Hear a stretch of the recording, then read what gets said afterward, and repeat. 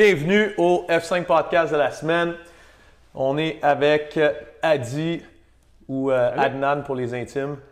Ou l'inverse.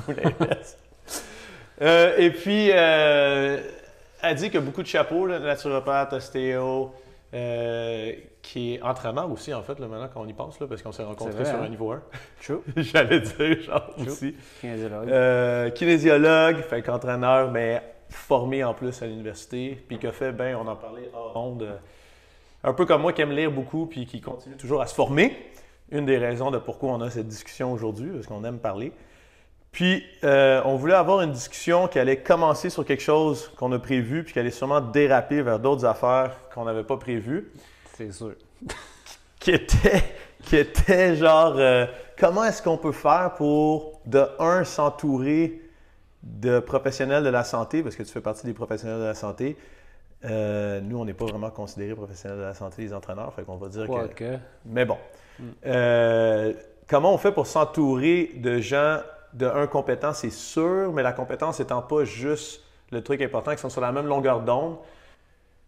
Puis il y a eu une expérience il n'y a pas trop longtemps parce qu'il s'est fait mal au dos, fait que là, il y a des... Tu sais. Oui. L'expérience que j'ai eu mal au dos, en fait, ça m'a aidé d'expérimenter avec d'autres professionnels de santé que j'ai consultés. Puis tu sais, quand tu te fais mal au dos, tu deviens le client. Puis là, tu regardes un peu le chapeau que toi, tu portes.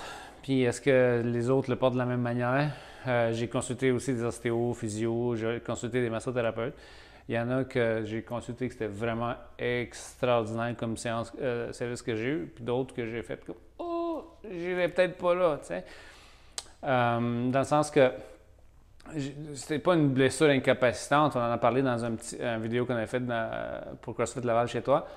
Puis c'était pas une blessure qui était incapacitante, mais j'ai eu des commentaires des gens pour me dire peut-être tu devrais avoir un repos complet pour quelques semaines. Puis tu sais, juste un peu, là, la pire, à ma connaissance avant, la pire chose que tu peux me dire, c'est arrête de bouger. Fait que pourquoi je viens te consulter? Mais ça m'a amené aussi une façon de réfléchir. Est-ce que je me pose la bonne question? Est-ce que je consulte mon professionnel de la bonne manière? Donc, est-ce que je suis arrivé là et j'ai dit, écoute, j'ai mal au dos, règle mon mal de dos. Tu sais, si je fais du deadlift et j'ai mal dans le bas du dos, le professionnel de santé va me dire, arrête de faire du deadlift, ce qui est normal. Fait que là, j'ai repensé un petit peu ma façon de consulter. Puis j'ai dit, écoute, moi, c'est important pour moi de faire du deadlift. Comment on pourrait faire que tu me traites, que j'aille mieux, mais tout à ce que je puisse continuer à m'entraîner. Fait que là, c'est une approche un peu aussi, quand tu deviens client, comment tu vas consulter ton professionnel de santé? Est-ce que ton professionnel de santé aussi est bien formé? Est-ce qu'il est à jour? Nombre de clients que j'ai eus qui sont venus me voir puis que le médecin a suggéré écoute, la course, c'est pas bon pour les genoux. Fait qu'il faudrait que tu arrêtes de courir. Je m'excuse, là, mais je ne suis pas tout à fait d'accord. T'sais. Je ne veux pas me faire d'ennemis dans le podcast non plus, mais... On a tous lu Born to Run, par contre. On Exactement. est supposé être fait pour courir. Fait que quelqu'un qui te dit que tu n'es pas supposé courir, il y a un problème. Mais t'es supposé de squatter 250 livres, 300 livres? Un médecin qui ne s'entraîne pas, lui, il va te dire, ça se peut que... non, qu'est-ce que tu fais à faire? Un médecin qui s'entraîne, il va te dire, t'es faible. C'est exactement. Does your duck even CrossFit? Il va dire, t'es faible, t'as juste 250 livres de squat. Quand t'as fini ton warm-up, qu'est-ce que tu fais? Bon, OK, les machos. F5 machos. Fait que c'est ça. Fait que comment choisir son professionnel de santé aussi? Donc, est-ce que la personne s'entraîne? Puis, je fais une parenthèse. Mon dentiste, je suis allé faire mon nettoyage, puis on jase un peu, puis il voit que j'avais une Garmin comme montre. Puis il commence à discuter. Ah, tu fais des courses. Puis dans les anciennes vies, j'ai fait des triathlons, des demi-marathons et tout ça. Puis je dis, ouais, écoute ça. Puis jase, parle, puis je me rends compte que le bonhomme, il fait des marathons. Il s'est classé pour Boston. Il a fait le marathon de Berlin. Puis, il est peut-être pas meilleur dentiste, mais je me sens plus à l'aise de le voir. Tu sais. Fait que la prochaine fois, je vais le voir. Fait que, hey, qu'est-ce que tu fais comme course, tu sais? Puis lui, il va faire, t'as-tu fait ton Open cette année? Fait que ça donne un plus, là. Je trouve que ça donne un aspect plus convivial, plus... De savoir qu'on va pouvoir être compris au lieu d'être jugé. Parce Exact. que on a la chance au gym, ben, on a toi, on a Nat, à un moment donné, on avait Nick. Tous des gens qu'au moins on sait que si on leur dit ben, écoute, t'as dit, j'ai une compétition qui s'en vient, qu'est-ce que t'en penses? On sait que tu vas y penser pour vrai. Que, tu sais, si tu nous dis, écoute, tu sais, on est allé faire, j'ai vu tes radios, ton médecin t'a dit ça, l'autre avis du physio, c'est ça. Ils ont peut-être un peu raison. Tu sais, si tu as une fracture, peut-être que c'est pas une bonne idée d'aller faire une compétition parce que tu risques. Ou d'un autre côté, tu vas être comme, ben, regarde, ça va ralentir ta guérison, mais il n'y a pas plus de risques que tu te blesses plus. Tu sais, au moins, on va savoir que tu vas regarder les deux côtés, alors que habituellement, si je vais voir un médecin traditionnel, puis là, je vais mettre ma famille en dessous, l'envoyer en dessous du boss. Là. Si je vais voir mon père, mettons, qui est médecin, qui a étudié il y a un certain temps, peu importe ce que je lui dis, je sais que sa réponse, je n'ai même pas besoin d'aller le voir, je connais sa prescription, 4 semaines off. 4 à 6 semaines. 4 à 6 semaines si on veut être sûr. Wait and see. Qu'est-ce qui va arriver dans ces 4 semaines? Ben, malheureusement, moi, ce qui va arriver, je vais me faire chicaner parce qu'il va voir sur Instagram que je m'entraîne pareil. Mais Pour ta blessure? pour ma blessure, il va à peu près rien se passer. C'est sûr qu'après 4 à 6 semaines, tu n'as plus mal. Ben, c'est sûr. Dépendamment, il y a des bonnes chances que tu aies plus mal, mais c'est pas nécessairement guéri. Tu recommences à bouger, hop! Ouais. Ça va faire mal. Tu n'as pas plus été traité, là. Ben, il y a deux choses, Matt. Il y a l'aspect, qu'est-ce que tu as eu? Souvent, les gens qui ont, exemple, une tendinite, ben, il y a un repos qui doit être fait, mais ça ne veut pas dire qu'on va t'aliter puis ton repos doit être complet. Là.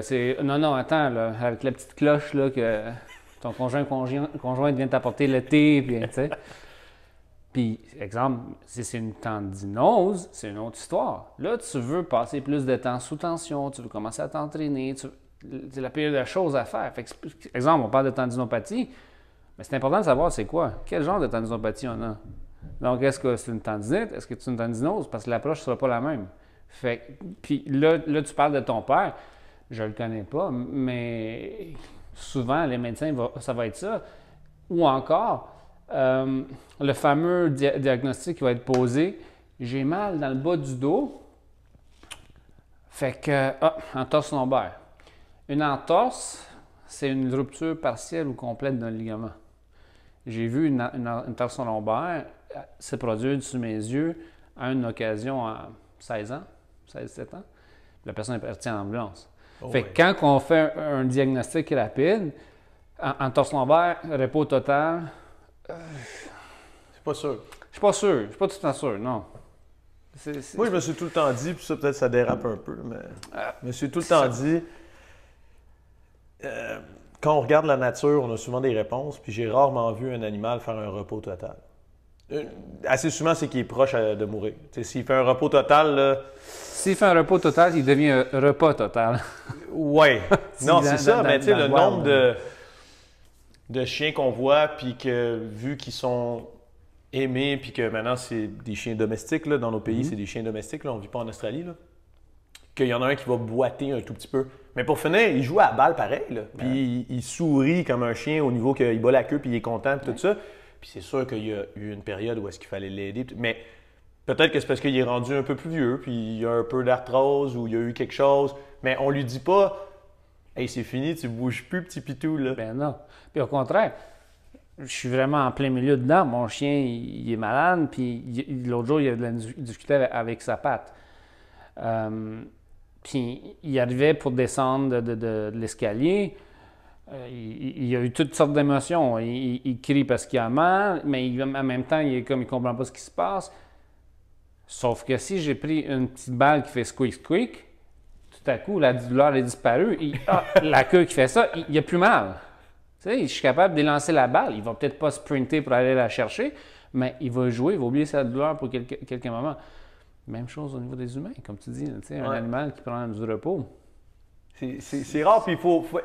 Fait encore une fois, je pense que ça va avec le fait que on a beaucoup, puis c'est pour ça qu'on a besoin de professionnels de la santé, là, Tout à fait. mais on a beaucoup perdu un peu le feel de est-ce que c'est une douleur grave ou est-ce que c'est une douleur qui malheureusement est là, qui nous dit back off un peu, mais que c'est pas c'est juste une sonnette d'alarme. C'est pas encore l'alarme qui est. Tu sais, c'est pas encore une grosse blessure. Tu sais, ce que je veux dire par là, c'est.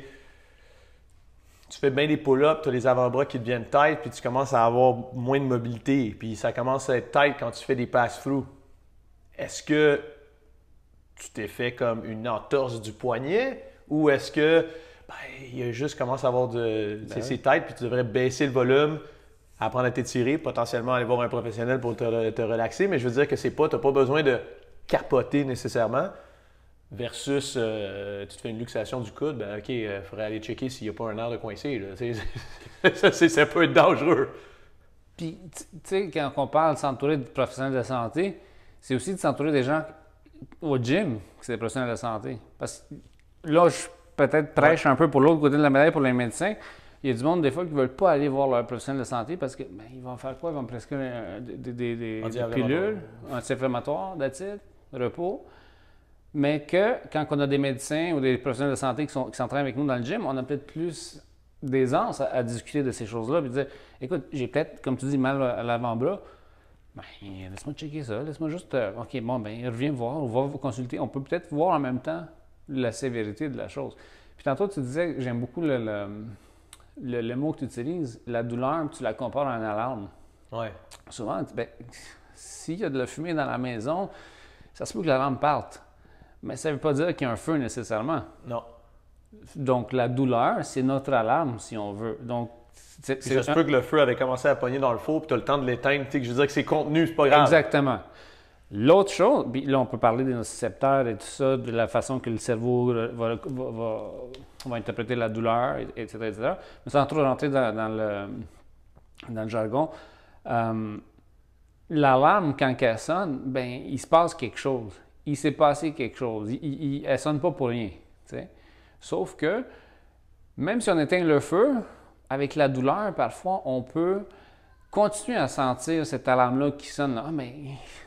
Et pourtant, de façon musculo-squelettique, ça se peut qu'il n'y a aucune douleur. Il n'y a aucun problème. Je peux donner un exemple. Un soldat qui se fait tirer dessus. Des fois, il rentre tellement dans le choc, puis on s'entend dessus qu'ils sont en douleur. Mais ils rentrent tellement dans le choc qu'ils ne savent même pas qu'ils sont fait tirer dessus. Fait que l'alarme, des fois, elle peut être faussée par certaines choses, mais elle sonne rarement pour rien. Oui. Bien, tu sais, si on reprend l'alarme de la cuisine là, à cause du feu, c'est... Même si tout est sous contrôle, OK, non, c'était juste un petit peu de sauce qui est sortie de mon plat et qui a brûlé sur le rond. Ça fume. Mais ça fume, je l'ai arrêté. Ça se peut que ça sente le brûlé pendant un bout. Puis des fois, ça sent le brûlé avant que l'alarme sonne. C'est ça, tu sais, des fois, il y a l'un ou l'autre avant. Puis des fois, c'est sûr que quand on parle à des gros athlètes, on est capable, ce que je veux dire, c'est des athlètes qui compétitionnent. Pas corpulents. Oui, pas corpulents, là, pas des strongmen. Mais des athlètes pour qui c'est une priorité élevée sur leur liste dans leur vie, exemple de performer, bien, des fois, ils sont capables de se mettre en situation, comme tu dis, du soldat qui s'est fait tirer dessus. Je pense à des athlètes au CrossFit Games. Sam Briggs, mettons, elle a compétitionné dans les Masters en 2017, si je me rappelle bien, avec le pied cassé. Ça peut être un peu niaiseux. Ça commence à être potentiellement, il y a des... C'est à elle de prendre la décision, mais là, peut-être qu'on est sur l'alarme. Ça brûle pour vrai, là. Oui. Ouais. Ça brûle pour vrai, puis si ça brûle pour vrai, ben il faut faire quelque chose. Fait que si on essaie de s'entourer, puis là, si on utilise cette philosophie-là dans la vie, c'est pas juste pour les professionnels de la santé. Dans le fond, dans la vie, tu veux t'entourer de gens qui n'ont pas nécessairement les mêmes compétences. En fait, c'est bien s'ils n'ont pas les mêmes compétences. Mais tant mieux. Puis, qui n'ont pas nécessairement non plus les mêmes opinions. Ça, c'est aussi bien, parce que ça nous fait avancer. Mais qui respectent et comprennent, qui sont capables d'empathie, en fait. En fait, c'est peut-être ça le terme. Tu veux un professionnel de la santé qui est capable d'empathie, de se mettre à ta place, puis de comprendre que même si tu es comptable dans la vie de tous les jours, bien, peut-être que, exemple, ta course à obstacles de la fin de semaine, c'est comme le highlight genre de ton été. Fait que c'est comme si tu manquais tes vacances si tu vas pas, là. Fait que, tu sais, peut-être que c'est ultra important pour toi, puis que même si tu vas juste participer, puis que si le médecin, il regarde de tête à tête reposée comme moi, mais tu vas juste finir dernier, ça sert à quoi? Pour toi, c'est important, tu sais. Oui, Ouais, puis là, tu parles de ça, puis on parlait tout à l'heure, puis j'ai une cliente qui, elle tricote beaucoup. Puis c'est le temps des fêtes qui s'en vient, puis elle aime ça tricoter des trucs, puis des gants, des affaires de même pour ses enfants. Puis, ben là, elle commence à avoir mal aux avant-bras. Puis l'objectif, elle veut continuer à tricoter. Peu importe si on dit « faut pas que tu tricotes », mais je peux vous garantir qu'elle va continuer à tricoter parce que ça tue qu'il faut qu'elle soit faite. Là, ouais.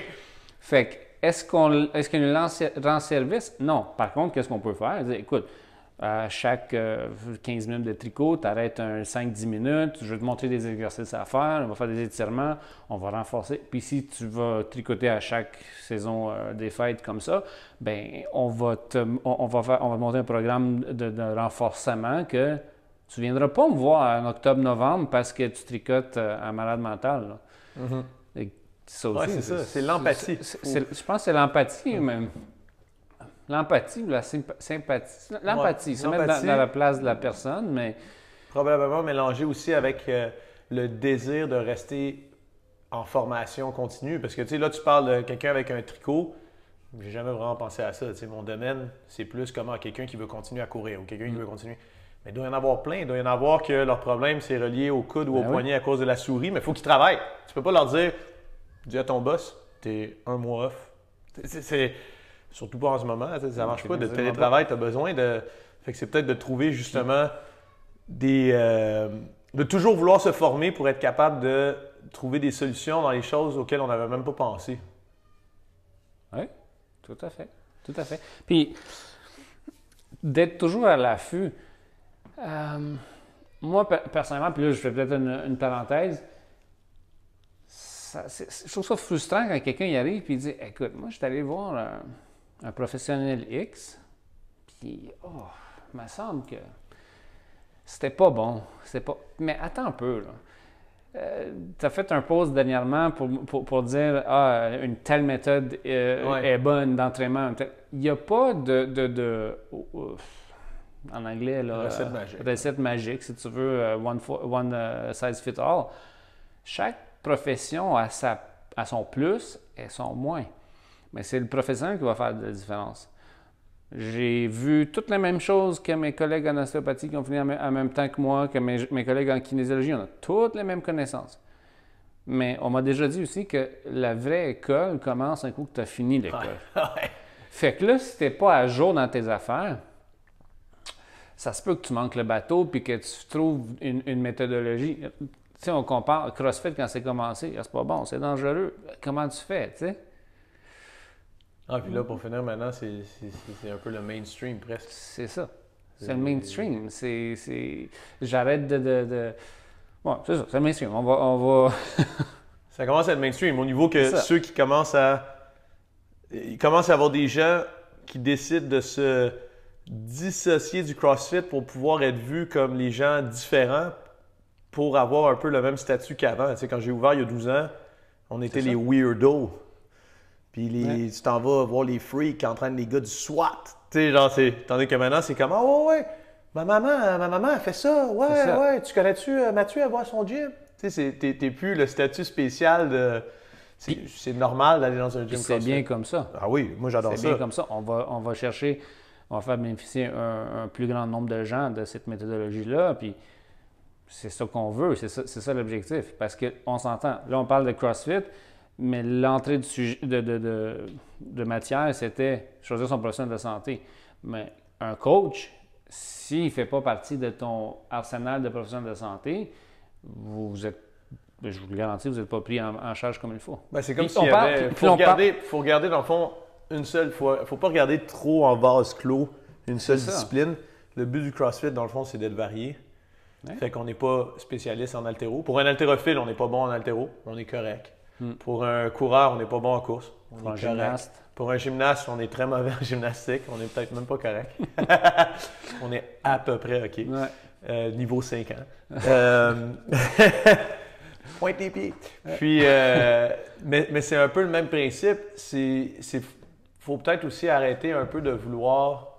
C'est sûr qu'on a tendance comme coach ou comme en ostéo ou de vouloir comme revendiquer que hey, notre service il est bon. Parce que j'ai des résultats, check, j'ai réussi à aider telle personne. Puis on a tendance à comme regarder en vase clos, justement, c'est moi qui ai réussi à faire ça. Alors que si on regarde sur le plan macro, c'est toute l'équipe qui a réussi. Puis il y a des bonnes chances que tu aies réussi parce qu'il y a toute cette équipe-là, que tu le saches ou pas. Parce que tous ces joueurs-là qui rentrent en ligne de compte dans la réussite du programme. Fait que je pense qu'il faut regarder ça très... On appelle ça interdisciplinaire, mais dans le fond, c'est comme une discipline de la santé. C'est ça. C'est savoir bien bouger, savoir un peu comment te patcher s'il y a un problème, parce que malheureusement, on n'est pas tous nés sur la même étoile. Là. Il y a des gens, genre, au niveau musculo-squelettique, qui ont des différences, puis là, ça fait qu'ils essayent de faire des deadlifts pendant 20 ans de leur vie de la mauvaise façon, parce qu'ils ne savent même pas que c'est un deadlift. Là. Je veux dire, juste à ramasser des choses, je veux dire. Là. Puis là, ils arrivent dans un gym, on essaie de les corriger, mais tu sais, il y a du mal qui peut avoir été fait. Ben ça, ouais, vas-y. Puis c'est là qu'on amène genre les blessures. Tu sais, les blessures, c'est pas tout le temps relié nécessairement à juste la technique. Là. On peut voir quelqu'un d'assez facilement, puis ça, je lance trop, j'en suis peut-être trop facile, mais juste la façon que quelqu'un va ramasser un objet par terre. Es-tu squat ou hinge dominant? Là, tu vas voir dans ta prescription, tu peux déjà penser comment orienter la prescription de la personne au niveau de de l'habilitation, au niveau de l'entraînement. Tu sais, c'est quelqu'un... Y a-tu des gens qui sont lunge dominant? Est-ce que je vois des personnes âgées souvent, tu sais, qui ont une bonne technique, là, ils se mettent en lunge, ils ramassent, puis ils se relèvent. Ouais. C'est pour ça que j'ai pensé à ça. Oui. Mais là, je faisais plus allusion à monsieur, madame, plus athlète, en sportif. Mais dans le fond, ça serait squat dominant si t'es lunge, parce que ça veut dire que Ouais, c'est squat dominant, mais... Mais genre, t'as plus la capacité de le faire sur deux jambes, tu le fais sur une jambe pour être plus équilibré. Exactement. Il n'y a pas de burpee dominant encore. Ça serait pas pire. Ouais. Si à un moment donné, je vais dans la clinique de quelqu'un puis qu'il me dit « ramasse ça à terre », je vais peut-être le faire avec un burpee. Juste pour throw him off, tu sais, genre... tu fais avec un burpee, tu l'attrapes avec tes dents, tu te relèves. Puis, tu sais... On parle de ça, mais tu parles à un professionnel de santé aussi qui va tu vas aller chez ton professionnel de santé et te dire, écoute, moi, je veux quand même continuer à courir. Es-tu capable de switcher ça puis que je puisse continuer à courir puis là, si c'est un médecin qui commence à écrire une prescription déjà, puis tu dis ça, ça se peut que ça t'aide à attendre, tu vas un peu, quoi? Qu'est-ce que tu dis encore? Trop émof, comme tu dis, c'est comme lancer dans une autre façon de penser. Il faut le surprendre. Il faut se surprendre. C'est pas mauvais de le faire aussi avec les professionnels de santé. Questionner, c'est ça. Puis je pense que les bons professionnels de la santé, assez souvent, sont bons pour questionner et un peu throw off leurs patients.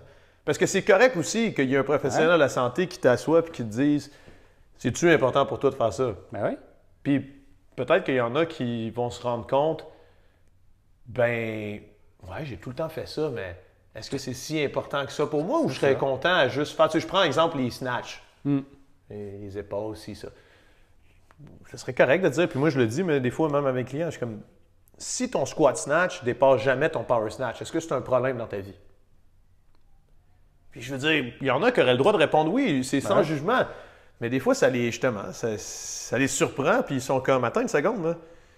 Tu sais, je capote avec toute mobilité ici, distraction, de stretch ça, puis genre, ça pince quand je m'en mets dans le fond, tout, puis je veux absolument, c'est mon objectif de l'année, mais il me sert à quoi? Exact. Tu sais, est-ce que ça va enlever ton gras de babaille? Pas nécessairement. Tu sais, puis s'il n'y a pas de douleur, ça peut être très bon, genre, de vouloir le faire aussi, mais je pense que c'est pas mauvais non plus que d'accepter de se faire surprendre par son professionnel de la santé ou questionner. Parce qu'il ne faut pas le prendre mal quand ils disent « arrête de courir ». Dans le fond, il faut plus le voir comme « OK, ils viennent de me dire, est-ce que la course est importante? » Puis là, réponds pas « je veux arrêter ». Réponds, tu sais, surprends-le. Jamais. Ça fait partie de moi. Tu sais, c'est ça. Tu peux pas rien rajouter à ça. Est-ce que c'est important? Puis l'autre chose, en fait, oui, je peux rajouter à ça. Quand je faisais de l'entraînement 1 à 1, puis souvent, on va passer, l'anamnèse, je le fais en ostéopathie, on passe à un bon moment, on fait un questionnaire, le mécanisme de blessure, etc. Puis on passe souvent du temps, les clients arrivaient, on a 1 heure ensemble, première rencontre, OK, c'est comme un blind date un peu, là.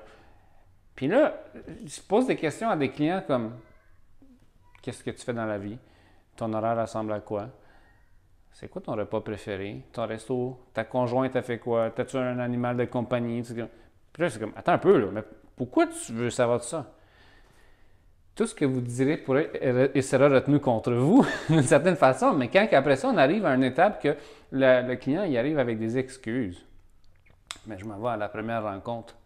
Bien, c'est important pour toi, tu me disais, parce que ta femme ne te donnait pas d'affection ou quoi que ce soit. Puis là, tu me dis que finalement, ben, m'entraîner 3 fois semaine, c'est rendu trop difficile.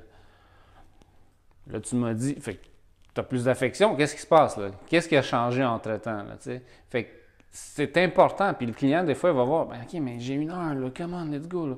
Non, non. Tu as 1 heure, mais c'est le temps qu'on passe à discuter, à apprendre avec qui qu'on deal. Une seule discipline, man. C'est une seule discipline. Une seule discipline. Puis le corps, j'en avais parlé dans, je pense, Good to Go pour la récupération. Il fait aucune différence entre le stress psychologique et physique. Fait que juste avant d'entraîner quelqu'un ou juste avant de traiter quelqu'un, tu veux savoir justement des deux côtés, psychologique et physique. Parce que c'est bien beau, moi qui dis ben, j'ai pas changé mon volume d'entraînement, je comprends pas, je récupère plus. C'est comme, mais qu'est-ce qui vient de se passer dans ta vie? Tu viens d'avoir un enfant, tu dors plus. OK, ben peut-être que. Oh, mais ça ne change rien. J'ai pas changé mon horaire. Ah, non, mais.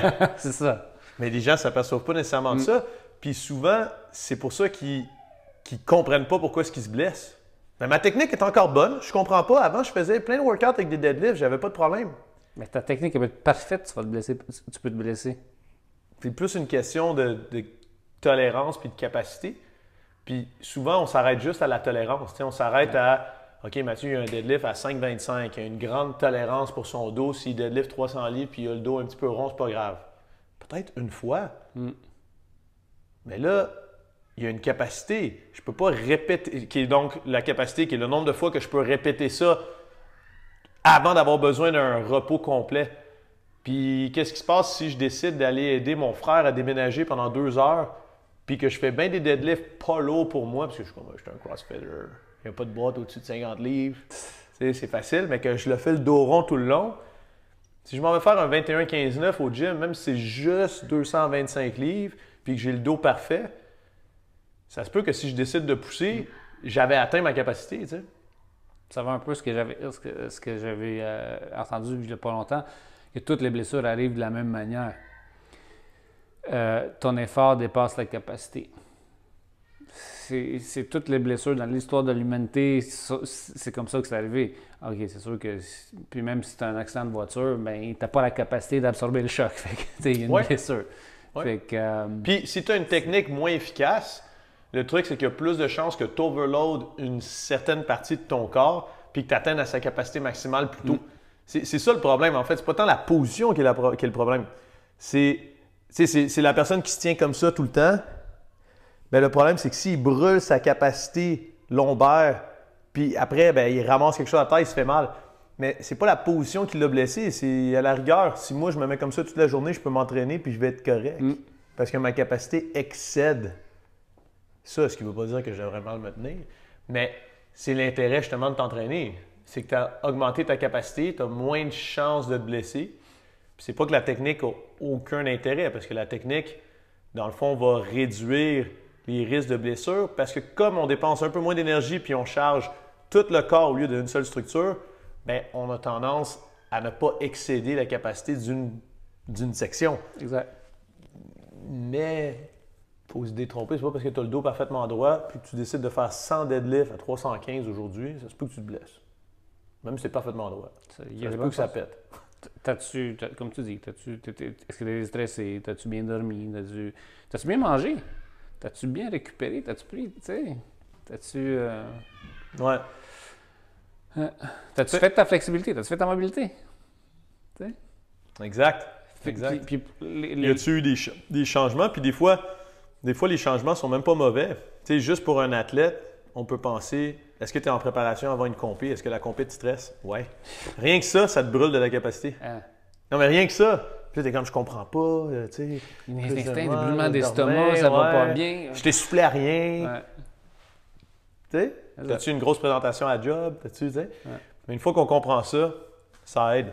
Je pense qu'on pourrait parler pendant des heures. Fait qu'on va, on va s'arrêter là. Si jamais vous avez des suggestions ou vous auriez voulu qu'on parle d'un autre sujet avec Adi, ben mettez-le dans les commentaires. Puis ou on fera une version 2 ou on répondra aux commentaires. Peu importe. C'est sûr. Peu importe. Si vous êtes dans le coin de Laval, vous n'avez pas le droit de venir à mon gym, mais vous avez le droit d'être traité par Adi. Ben, vous pouvez même faire le voyagement genre de la Rive-Sud si vous voulez. Fait qu'il n'y a pas de problème. J'ai des clients Un peu partout. Je te montré un courriel, des clients de Brooklyn qui viennent même. Bon, et voilà. Il n'y a pas de... Sauf dans le temps de COVID, je leur dis non. Oui, c'est vrai, parce que là, il faut que... Ouais, ça peut être problématique. Mais vérifiez avec Adi. Il ne fait pas encore de traitement par Zoom, là, mais... mais si vous voulez juste un j'allais dire un advice, juste un renseignement... Ouais. Je ne sais plus comment traduire en français. Si vous voulez juste un renseignement ou quoi que ce soit, ça, on peut s'organiser. Là. Faites juste écrire, puis on va vous avoir la réponse. Renseignement, consultation, des questions que vous dites, que vous avez consulté quelqu'un, puis vous n'êtes pas tout à fait sûr de ce qui s'est passé, ou mot de la clôture. Vous devez, à la fin d'une séance, vous devez être en mesure de dire qu'est-ce que vous avez eu ou qu'est-ce qui a été fait avec votre professionnel de la santé à votre conjoint et conjointe. Donc, vous arrivez chez vous, ils m'ont fait ci, c'est arrivé ça, voilà qu'est-ce qu'il y en a. Puis, de façon assez vulgaire. Pas de jargon scientifique, pas de... Tu sais, si votre médecin ou votre professionnel veut vous impressionner avec le scientifique, c'est bon, mais explique-moi là. Bacon, laitue, tomate. C'est bon. Sur ça, allez manger un BLT. À la semaine prochaine. Yes.